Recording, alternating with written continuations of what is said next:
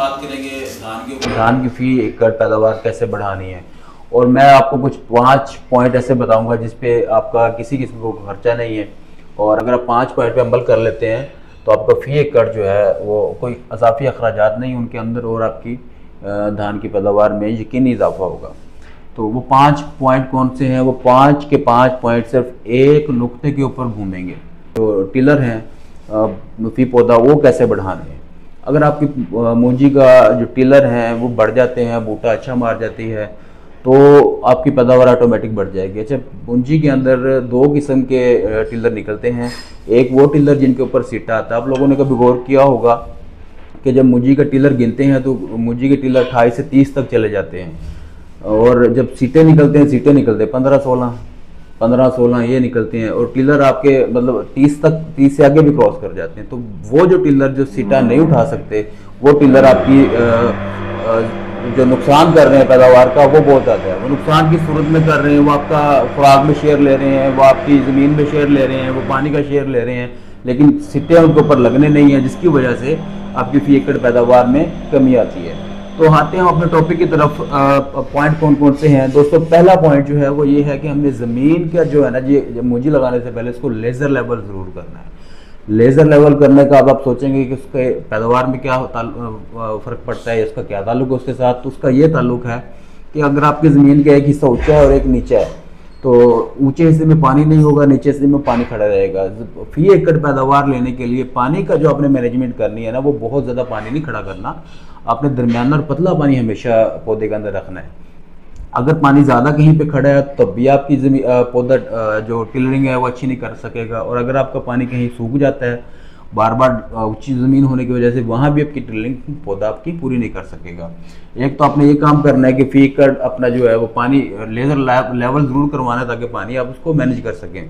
दूसरा पॉइंट क्या है? दूसरा पॉइंट ये कि जो आपने पनीरी लगानी है, ये बहुत अहम पॉइंट है कि पनीरी आपने 20 से 25 दिन तक की, और ज़्यादा भी अगर आप आगे जाते हैं तो 30 से 35 दिन तक की। इस 35 दिन के बाद पनीरी बेशक ज़ाया करते हैं, वो आपका इतना नुकसान करती है। पनीरी को पुराना करके नहीं लगाना। पनीरी जब 35 दिन क्रॉस कर जाती है ना, तो उसकी जो बूटा मारने की सलाहियत है ना, वो तकरीबन आप ये कह लें कि कोई 50% कम हो जाती है। वो आपका 50% बूटा कम मारेगी। आपने कच्ची पनीरी, कम उम्र की पनीरी ट्रांसफ़र करनी है। आप पनीरी लगाते हुए आप अपना प्रोग्राम इस तरह रखा करें कि आपके अगर ज़्यादा रकबे पे भी काश्त कर रहे हैं तो पनीरी को स्टेप वाइज लगा लें। 10 एकड़ की एक दफ़ा काश्त कर ली, फिर 10 की कर ली, फिर 10 की कर ली, इसी तरह फिर वो 10-10 करके शिफ्ट हो जाती है। बूढ़ी करके पनीरी अपने हरगिज़ ट्रांसफ़र नहीं करनी। और तीसरा पॉइंट, पौधे पूरे होना बहुत ज़रूरी है। अब पौधे फी एकड़ में अगर हम 9 बाई 9 पे कर देते हैं तो पौधों का जो दरमियानी फासला लाइन टू लाइन और रॉ टू रॉ दोनों जनाब जो है ना जी, वो plant to plant distance 9 inch रखना है। 9 इंच रखेंगे तो आपके ऑलमोस्ट 80,000 पौधा फी एकड़ आएगा। तो आपने जब आपकी लेबर ट्रांसप्लांट कर रही होती है आपकी पनीरी, आपने पहली प्रायोरिटी पे लेबर के साथ बात करनी। किसी को सर पे खड़े होकर करवाएं, किसी को अजाफी पैसे दे के करवाएं। आपने ये फासला मेंटेन करवा के 80,000 पौधा आपने पूरा करना है, ताकि जब पौधों की तादाद पूरी होगी, पौधे अगर कम हैं तो आपके उतने सीटें कम है, सीटें कम है तो पैदावार कम है।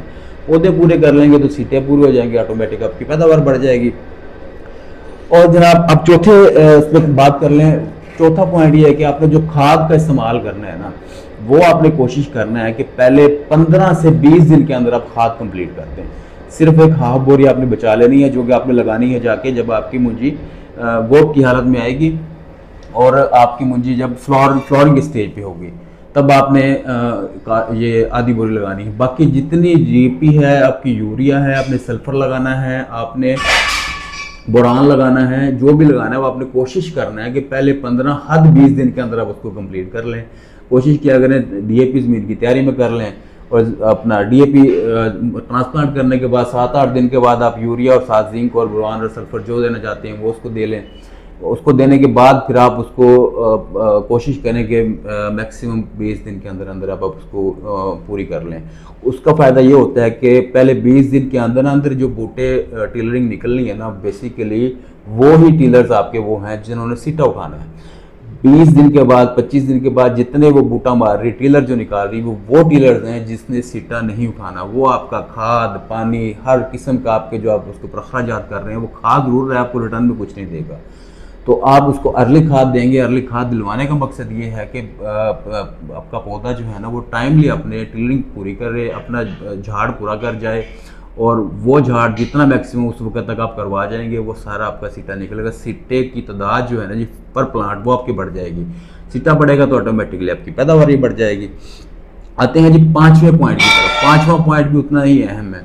तो 5वें पॉइंट में अपने करना ये है कि आपने 40 दिन के ऊपर जाके पनीरी का अपना राइस का धान का पानी खुश्क कर देना है। ज़मीन को थोड़ा सख्त होने दें।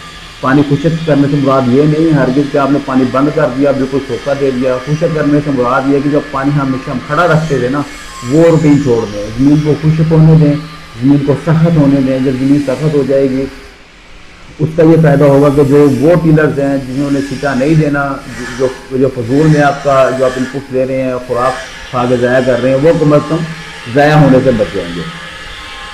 दूसरा आपने उसका फ़ायदा ये होगा कि आपकी मुंजी गिरने से बच जाएगी। दोस्तों ये कुछ 5 पॉइंट थे, और अगर आप इसके ऊपर अमल करते हैं तो आप ये कर पैदावार अपनी बढ़ा सकते हैं। बहुत शुक्रिया।